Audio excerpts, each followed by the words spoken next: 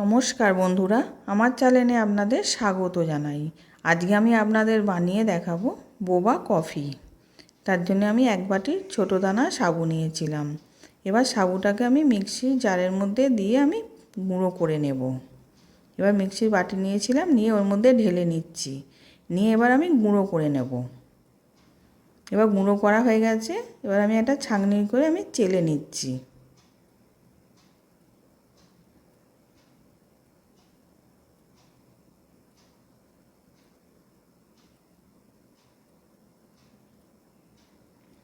এবার পুরোটা চালা হয়ে গেছে। এবার আমি 2 চামচ কর্নফ্লাওয়ার দিলাম, ওটাকেও আমি চেলে নিচ্ছি।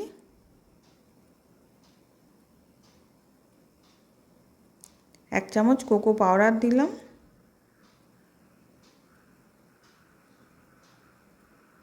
দু চামচ চিনি গুঁড়ো দিলাম।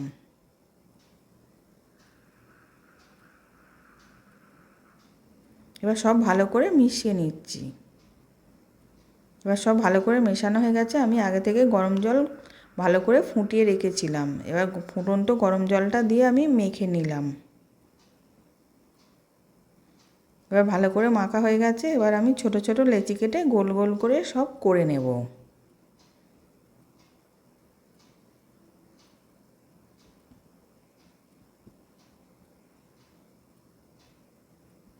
এবার সব হয়ে গেছে। এবার ওর মধ্যে আমি 1 চামচ কর্নফ্লাওয়ার দিলাম, দিয়ে কোট করে নিচ্ছি। এবার সব কোট করা হয়ে গেছে। আমি কড়াতে গরম জল বসিয়েছিলাম, জলটার মধ্যে বোবা বলগুলোকে দিয়ে দিলাম, দিয়ে আমি ফুটিয়ে নেব। যাতে সেদ্ধ হয়ে যায় কি করে বুঝবো, ভেসে উঠবে। এবার সেদ্ধ হয়ে গেছে, ভেসে উঠেছে। এবার আমি নাবিয়ে রেখে দেব ছেঁকে। এবার নাবিয়ে নিয়েছি, নিয়ে এবার ছেঁকে নিচ্ছি একটা ছাঁকনি করে।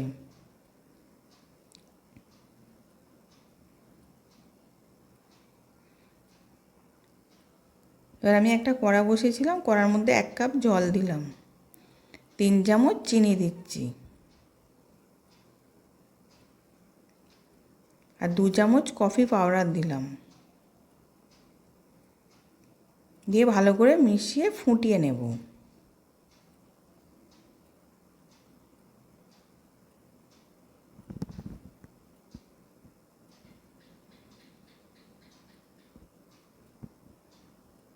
এবার ভালো করে ফুটে গেছে।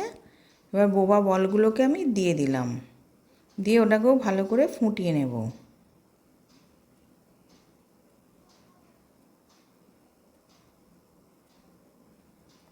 এবার ভালো করে ফুটে গেছে। এবার আমি নাবিয়ে নেব।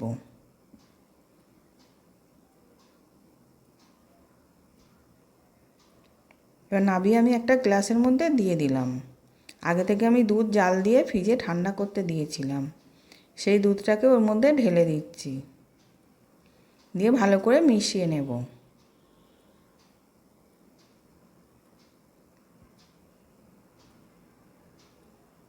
এবার রেডি হয়ে গেছে বোবা কফি। আশা করছি ভিডিওটা ভালো লেগেছে। আমি হাজির হব আর এক নতুন রেসিপির সাথে।